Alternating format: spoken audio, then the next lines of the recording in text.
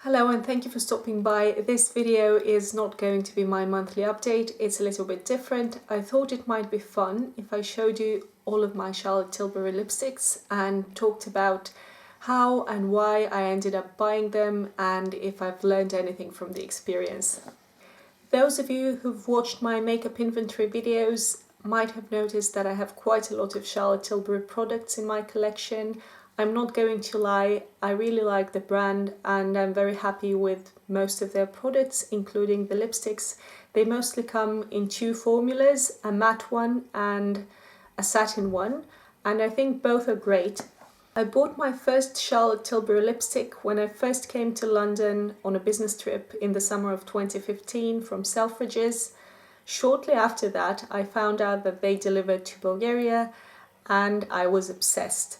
In the following few years, I bought 7 Charlotte Tilbury lipsticks online, and last year, after I'd moved to London, I bought another one from the Charlotte Tilbury store in Covent Garden. I currently have 9 Charlotte Tilbury lipsticks, which is by no means an enormous collection, but those of you who've watched my makeup inventory videos might remember that that number constitutes the majority of my bullet lipsticks. As well as that, I would like to get to a point where I have 10 lipstick products total, including lipsticks, lip glosses, lip tints and lip balms, but excluding my lip liners. I also want to make it clear that even at the height of my makeup purchasing spell, I wasn't trying to amass a collection of Charlotte Tilbury lipsticks. I wasn't trying to catch them all or to buy them just to have them, because I've never wanted to be a makeup collector. At the time, I really thought that each lipstick would serve a distinct purpose in my makeup collection and that I would get a ton of use out of each one of them. Did I? Let's see. I will be showing you the lipsticks in the order from least to most favorite, and the lipstick that I'm wearing now is my least favorite one, and it's actually the one that I bought when I came to London for the first time. It's my first Charlotte Tilbury lipstick. It's Penelope Pink. At the time, I was looking for a pinkish nude lipstick because I didn't have a nude lipstick in my collection. So I went to the Charlotte Tilbury counter in Selfridges and the lady there recommended me this. I tried it on the back of my hand, I thought the color was pretty and I bought it. Well, as you can see, it's not pink on me, although it is called Penelope Pink. It might be pink on complexions with warmer undertones. After all, it's named after the divine Penelope Cruz. But on me, it's mostly yellow, especially if I don't line my lips and if I don't wear foundation. I'm wearing both of these things now, so it's not as bad as it is if I just put it on. But I think it still gives me this deadening effect that I don't like. The only way that I like wearing this lipstick is if I line my lips and fill them in with this caramel colored pencil and then apply the lipstick like this. Here it is. I don't know if you can tell the difference. I think the camera washes me out, but in real life I like this much better. And ever since finding this combination, I have been wearing it a lot, and the lipstick is now almost used up, and by used up I mean this. I think it goes without saying that I won't be buying it again. Moving on to number 7, it's Valentine. It's a limited edition shade that was launched in 2017. At the time, I was still looking for my perfect nude pink lipstick, not having been satisfied with Penelope Pink, so I saw the photos online. I thought, well, this is most certainly pink, so it will look good on me, and I bought it. And it does not look good on me. I don't know what it is. I don't know if it clashes with my skin tone, undertones, hair color, eye color. I don't know, but it's just not my cup of tea. Luckily, I have found a way to use it in combination with another Charlotte Tilbury lipstick. More on that in a bit. Number 7 is another pink lipstick, the Duchess. This one I bought in a set of 3 in 2018, about the time of the royal wedding. It looked like a good match for me, but in reality it's a tad too garish. It looks like 80s makeup on me. So to make it a bit more subdued, I wear it together with Valentine that I just showed you. The way I wear it is I first apply the Duchess and then follow with a coat of Valentine like this. I think it's a bit better now, no? So those were the lipsticks that I would classify as regrets because applied on their own, the shades don't suit me. This does not mean that I consider them to be inferior to the other Charlotte Tilbury lipsticks in my collection or that I think they're bad products. It's just a matter of personal preference, personal tastes, and what looks good on me. But I would definitely not repurchase any of those shades. The next 3 lipsticks that I'm going to show you are lipsticks that I like, but that I would not consider favorites. Number 6 is Pillow Talk. I bought it when it first came out in 2017 together with Valentine. I love the matte formula, it's very comfortable and I kind of like the color on me, but what I don't like about it is that when I reapply during the day, it builds up, gets too dark to be an everyday lipstick for me, and it ends up giving me this frostbitten look. So the way I like to wear it is with a coat of lip gloss over it, like this. I don't know, I just think it looks fresher. As you can see, I've used this lipstick a ton and I don't regret buying it, but I won't be repurchasing because, again, the color is not super flattering on me. Next up is number 5, Opium Noir. I bought this in 2016. It was part of a Christmas gift set. It's limited edition. There's nothing bad I could say about it. It's this gorgeous matte dark berry. It's very comfortable, it's long lasting. It's just that I don't get to wear it that often since it's definitely a statement lip.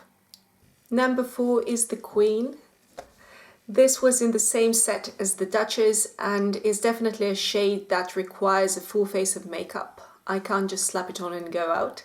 However, I do like how it looks on me with foundation and lip liner on. It's a very nice shade and I should wear it more often, but I guess I'm just not always in the mood. This is what it looks like in the bullet.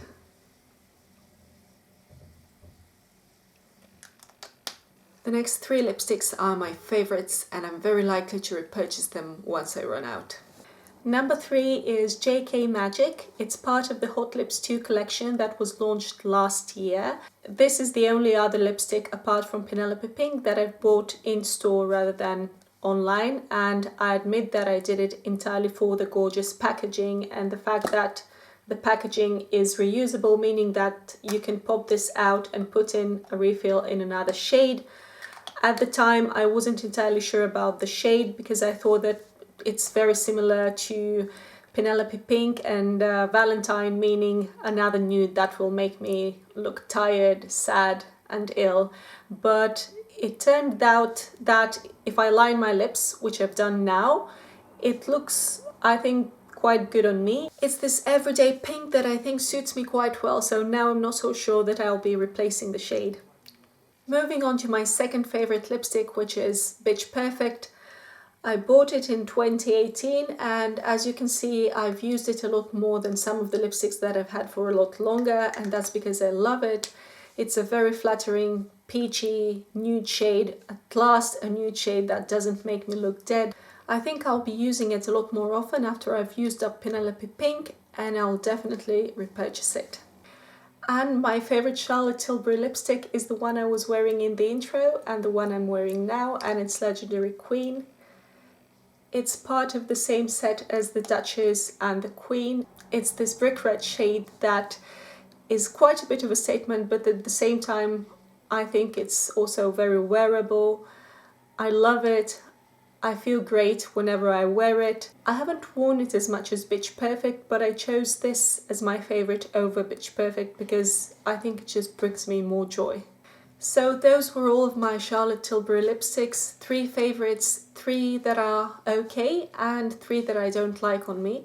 Working on this video made me realize a few things. First of all, it made me remember the reasoning that made me buy all of those lipsticks. My thought process could be described as, ooh, this is pretty, I don't have anything quite like this in my collection, I should buy it. Looking back, I know that this is wrong.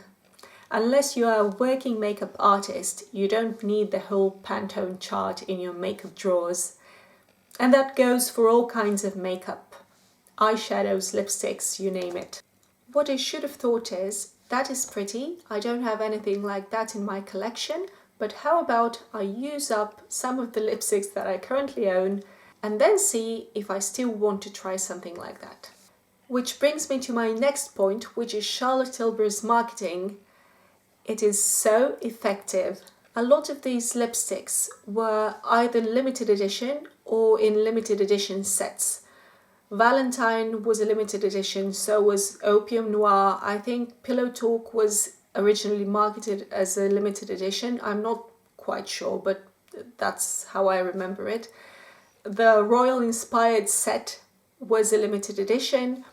So this creates a sense of urgency, and even if at the time I had thought that I should wait before purchasing a lipstick or a lipstick set, that would have been countered by the knowledge that those products might not be available later. It took me a few years to get tired of the limited edition trick, but now I can say I'm over it. This does not mean that I will stop buying Charlotte Tilbury lipsticks. As I said before, I love the product, I love the packaging, I enjoy using the lipsticks very much. However, I do plan to stick to my rule of only buying a lipstick or a lip product when I've used up 3 of my currently owned lip products, excluding lip liners. And I will keep doing that until my collection has reached a size that I'm comfortable with, which I guess is about 10 lip products. This essentially means that in the next few years I will be buying lipsticks very, very, very rarely. And that's another thing that I recently realized, that lipsticks take a super long time to use up, and that the more lipsticks I buy, the more clutter that creates, and that ultimately takes away from the joy that the lipsticks bring me. So the more I buy, the less joy I feel. And I feel that this is a good lesson for me. I hope that you too learned something new today watching this video, and if you didn't, I hope that at least you enjoyed it. Thank you very much for staying till the end. Bye now and have fun.